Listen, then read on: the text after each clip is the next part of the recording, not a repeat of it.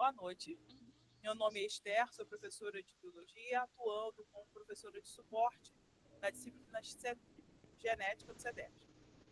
Boa aula para gente. Na aula de hoje, eu vou fazer uma divisão, né? Me passaram 12 questões. Vou pedir, Gabriel, que você dê uma olhada nas questões que eu enviei para o grupo. Você já conseguiu abrir esse questionário? Não, ainda não olhei, não. Eu tava pra olhar ele hoje, mas eu tava enrolado, deixa eu fazer só amanhã mesmo. Eu acho que é até dia 27, né? 6. Acho que é 25 ou 26, uma coisa assim. Deve ser no mesmo dia da dele. Então, tenta fazer antes. Eu vou deixar gravada a explicação de pelo menos 6 questões hoje. Vou tirar suas dúvidas e vou explicar tintim por tintim como se resolve essas questões, tá? Deixa eu só compartilhar a tela aqui. Tá ok. Na semana que vem, na próxima semana, eu não vou dar aula na quarta-feira, mas eu vou mandar uma aula gravada. Eu vou dar aula ao vivo, porque no horário da nossa aula estaria em compromisso. Mas eu mandarei uma aula Tranquilo. aqui.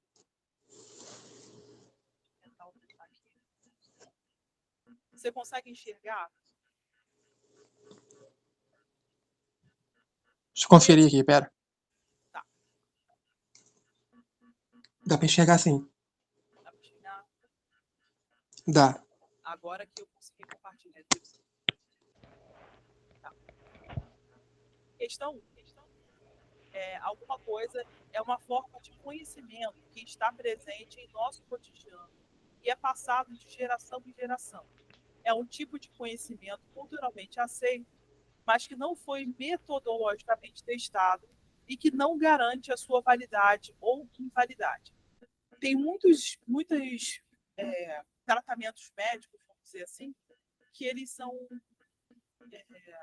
produzidos ou desenvolvidos e passados de pai para mãe. Cultura indígena, cultura dos escravos, desculpa, cultura das famílias como um todo, que passam de pai para mãe. Minha avó tinha uma receita de chá, que essa receita era muito boa para tratar gripe, algumas infecções. Então, quando eu estou gripada, minha mãe reproduz a receita que minha avó fazia. Às vezes funciona, às vezes não, mas na maioria das vezes funciona. Porque eu acredito no tratamento que minha mãe está aplicando. Porém, quando se trata de medicamento comercial, é necessário que se realizem vários testes. Então, o que essa questão está querendo que você diga? É uma forma de conhecimento que está presente no nosso cotidiano e é passado de geração em geração. É um tipo de conhecimento culturalmente aceito, mas que não foi metodologicamente testado, o que não garante sua validade ou invalidade. Se você sabe que sua bisavó, sua avó, sua mãe fazem uma coisa e dá certo, não é porque não foi testado por método científico que não funciona. Funciona sim. Tanto que vários pesquisadores vão visitar aldeias indígenas e vão aprender com eles métodos de tratamento alternativo, não medicamentoso, e que é muito eficiente. Tanto que alguns indígenas, mesmo não tomando vacina, conseguem resistir a algumas doenças. A maioria não consegue, tá? Porém, alguns se submetem a algum tipo de tratamento e conseguem sobreviver.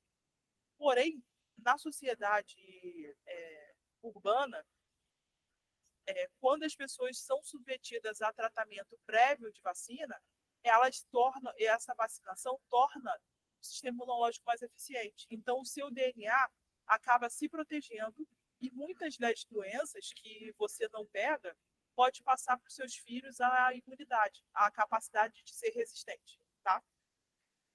Então, provavelmente essa resposta é senso comum. Letra A, senso comum. Letra A, senso comum.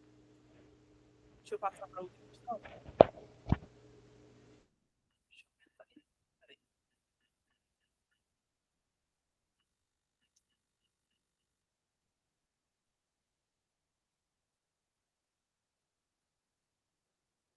palpite sobre o porquê da ocorrência de fenômeno é uma prova empírica, paradigma, fato, indução, hipótese. O que você responderia nessa questão?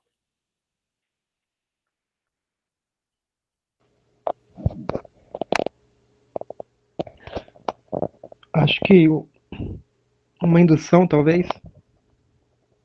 Na verdade, eu acredito que a resposta mais adequada seja a letra E, hipótese. Por quê? Hipótese. Hipótese. Porque hipótese é uma coisa que você precisa contestar para validar se é verdadeiro ou não. Mas você tem uma opinião. Por exemplo, lembra que eu dei exemplo que eu dei sobre o chá que minha avó ensinou minha mãe faz e eu aprendi como fazer. Então, o que acontece? Eu acredito na hipótese da eficiência desse chá. Se eu quiser comercializar ele, eu tenho que testar e criar protocolos para garantir que ele seja eficiente. Eu sei que ele é eficiente, mas eu tenho que provar por meio de testes a eficiência dele. Isso é uma hipótese, é um palpite que você dê. Tá? Eles fazem umas pegadinhas, porque, por exemplo, prova empírica e indução e hipóteses têm o mesmo significado, praticamente. Porém, tem uma delas que diz que você precisa testar. A única ali que você precisa testar é a hipótese. Então, eu escolheria essa.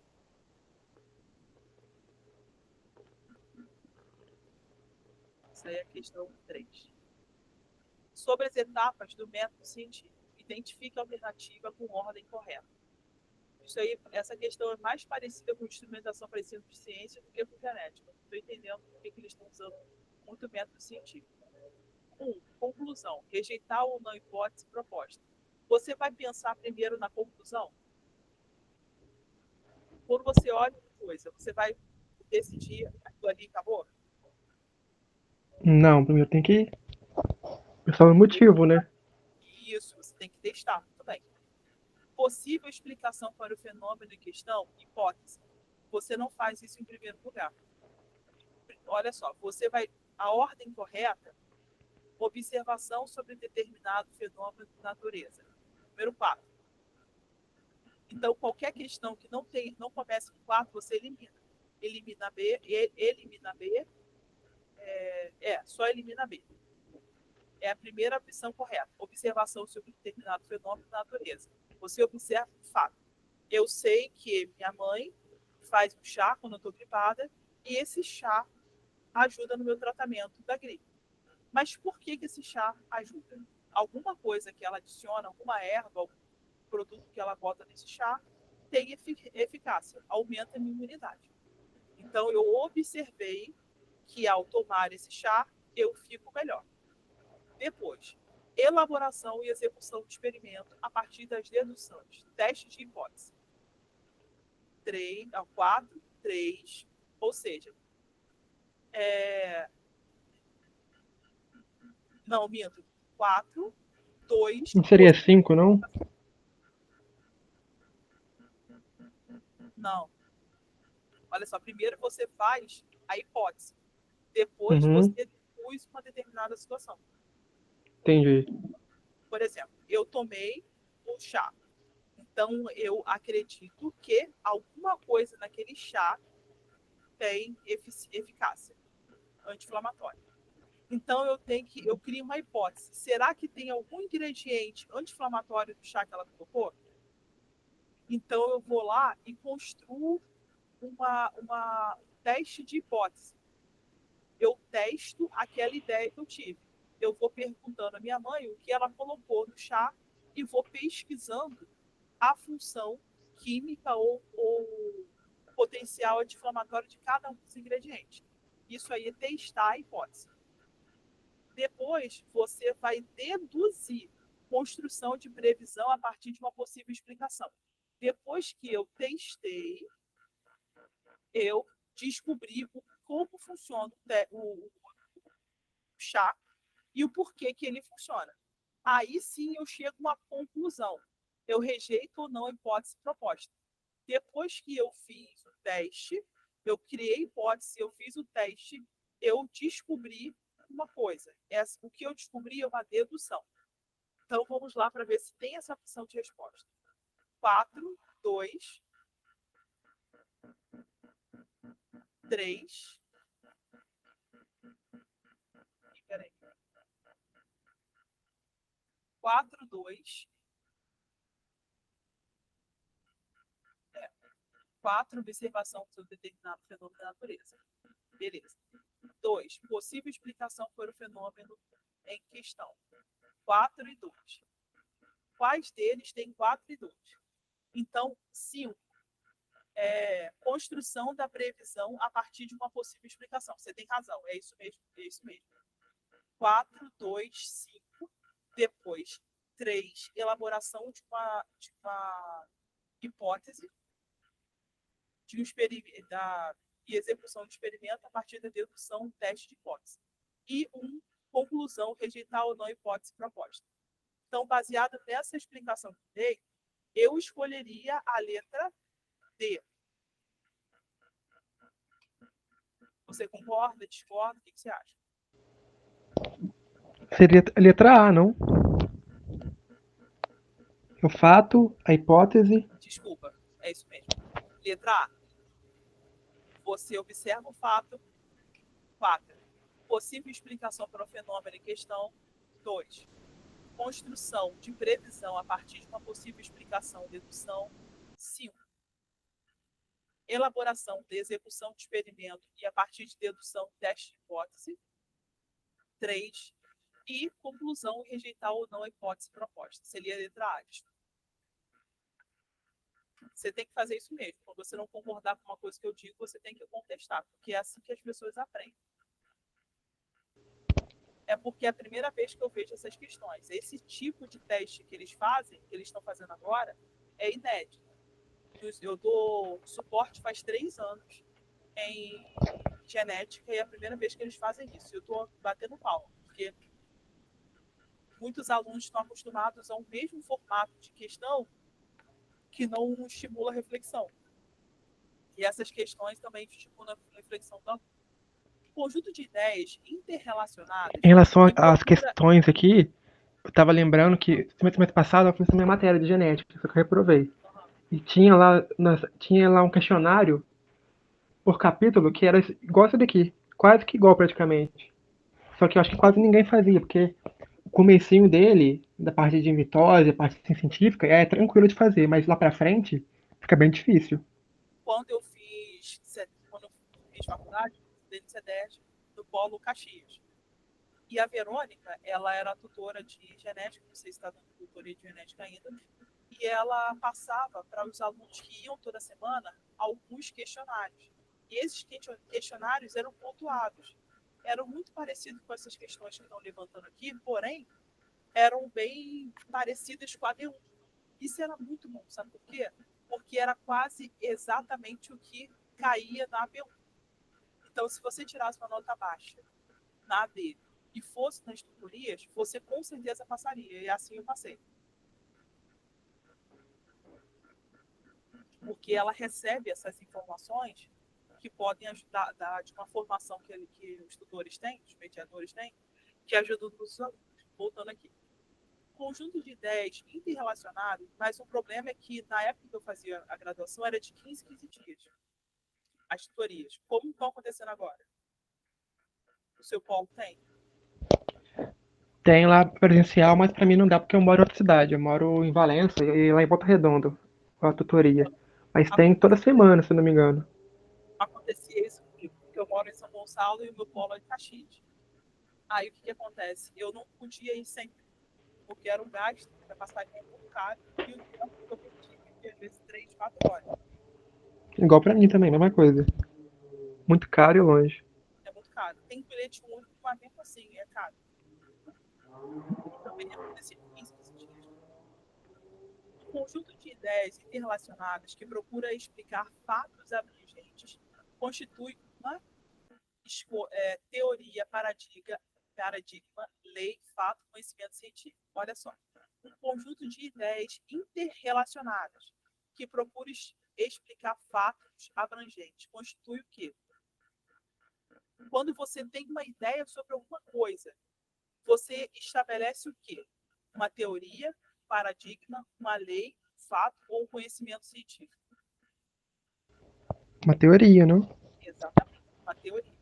Porque a partir do momento que você descobre que a água é líquida, e você prova por A mais B por que a água é líquida, na temperatura ambiente, que é de 25 graus, todo mundo tem que acreditar a mesma coisa que você, porque você provou por A mais B que a 25 graus, na pressão 1 atm, a água é líquida. Todas as pessoas, todos os pesquisadores vão testar e vão alcançar o mesmo resultado. Isso é uma teoria. Teoria é uma descoberta aceita. Então, são ideias interrelacionadas, ou seja, várias pessoas acabam chegando à mesma conclusão. Paradigma é uma coisa que você precisa descobrir. Lei é um postulado que você estabelece uma regra. Fato é uma coisa que você observa. Fato é muito parecido com teoria, só que o fato não é elaborado. Você só olha. Mas para uma teoria funcionar, você tem que estabelecer um protocolo para dizer por A mais B que funciona dessa forma. E conhecimento científico você só alcança pelo teste, por meio do método científico.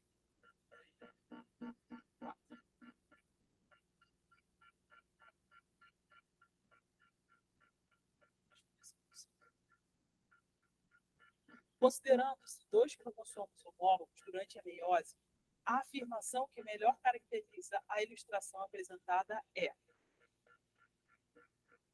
logo após essa fase, ocorrerá a replicação do DNA e formação das cromátides circulantes.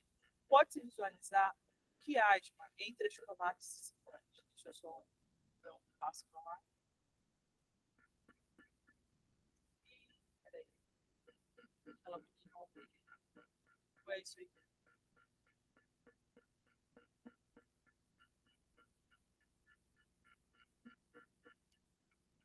Eu vou explicar essa questão aqui. Você sabe quais são as etapas do ciclo celular, da meiose e da mitose? Metáfase, anáfase, telófase. Isso. Uma coisa que eu vou pedir para você gravar é uma besteirinha que eu aprendi do ensino médio, mas não esqueci. Prometo, Tiana, te beijar. Prófase, metáfase, anáfase, telófase. E alguns livros falam de citocinese. Prometo-te, Ana, te beijar. Prófase, metáfase, anáfase, telófase. Em alguns livros fala citocinese. Na prófase, os cromossomos ficam todos emboladinhos. É uma linha só, ninguém está duplicado. Na metáfase, eles se dividem, se pareiam, né? Prófase, metáfase, anáfase. Na anáfase, as células já estão divididas, então o envoltório nuclear começa a se restabelecer. A telófase é o corte das células, onde elas terminam o processo de divisão. Nessa etapa aqui, era a etapa da meiose, onde há um pareamento dos cromossomos. Esse cromossomo vermelho acaba se encostando no cromossomo azul, criando um quiasma. Ou seja, pode ser chamado de crossover, porque esse cromossomo vermelho vai doar uma cromátide para o cromossomo azul, da mesma forma que o cromossomo azul vai doar uma cromátide para o cromossomo vermelho. Então, vai ter uma conjugação, uma troca de genes. Então, nesse caso aí, vai acontecer uma mutação. Logo após essa fase, ocorrerá a replicação do DNA e a formação das cromátides irmãs. Pode-se visualizar um quiasma entre as cromátides irmãs. No caso, seria um quiasma. Essas duas questões estão bem parecidas.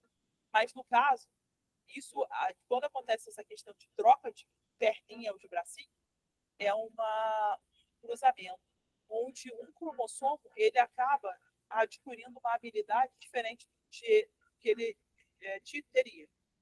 Depois eu vou mandar um mapa que quando eu fazia estágio com Mica, a gente tem mapa genético, né? Você já fez biomol?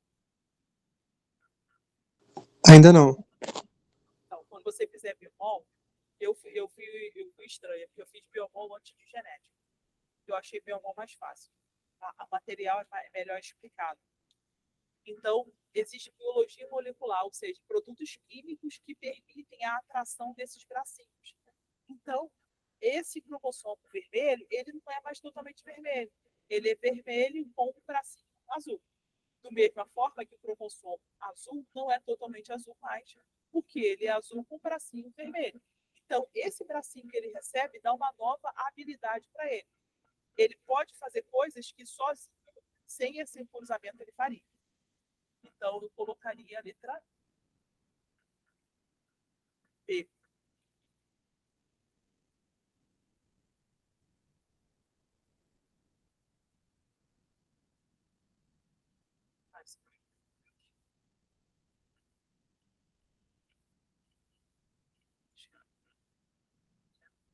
No esquema, a célula representa uma célula diploide com par de cromossomos homólogos.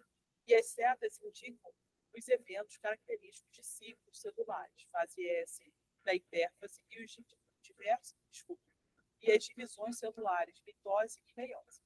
De acordo com os eventos característicos da fase S do ciclo celular, das divisões celulares, representadas na figura, preencha o espaço vazio das células, arrastando as imagens dos cromossomos.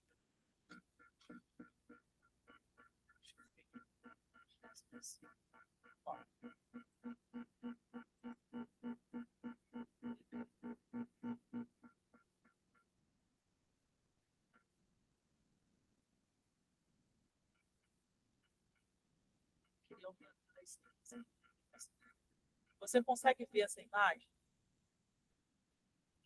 Par de cromossomos homólogos na célula diploide parental. Ou seja, são duas perninhas. Nesse caso, o cromossomo não duplicou ainda. Está na qual fase do cromossomo não duplicou ainda?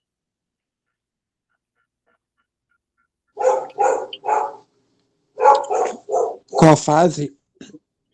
Seria a prófase, não? Isso, prova. Na prova, o cromossomo já tem aqui os bracinhos, mas ele não é duplicado. Já na fase S, o cromossomo é uma outra fase, onde aquele cromossomo para a mitose ou meiose. Quais são as células que acontecem em mitose?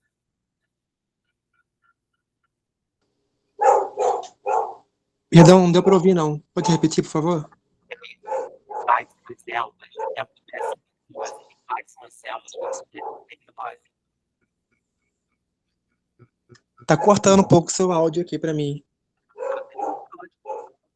Quais são as células em que acontece mitose? Você ouviu essa parte? Ouvi. As células que acontecem em mitose. E quais são as células que acontecem em meiose? A meiose nos gametas e a mitose no resto das células, né? Sim, autossômicos. Tá. Célula 2 e célula 3. Qual é a célula... deixa eu ver se você viu.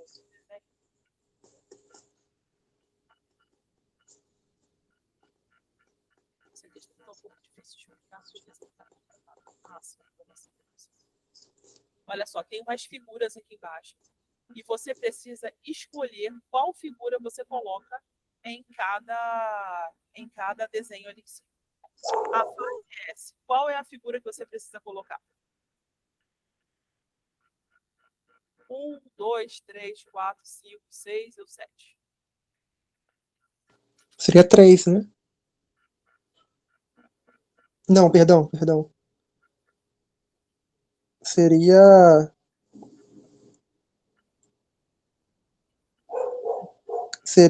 o 2.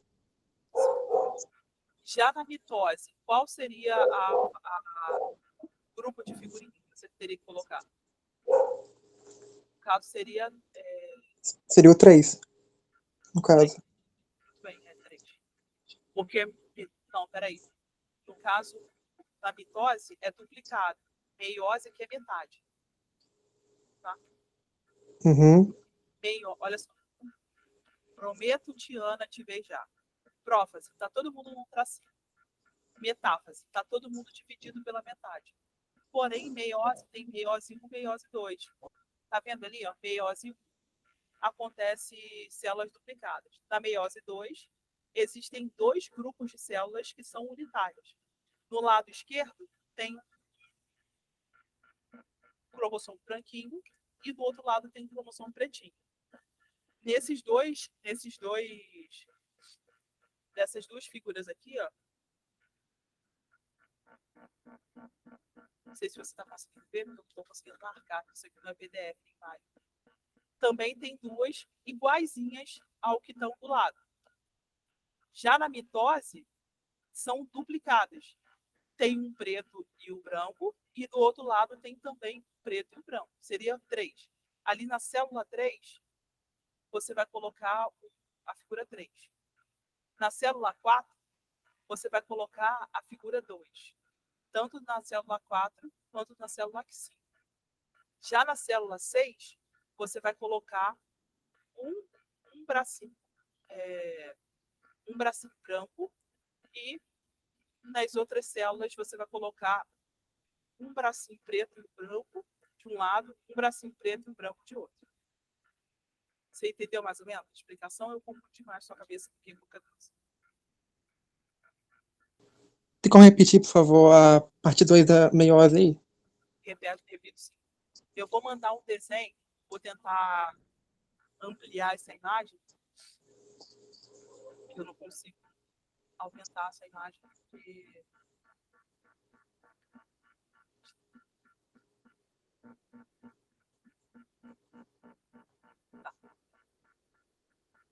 célula 1, 2 cromátidos, uma branca e uma preta.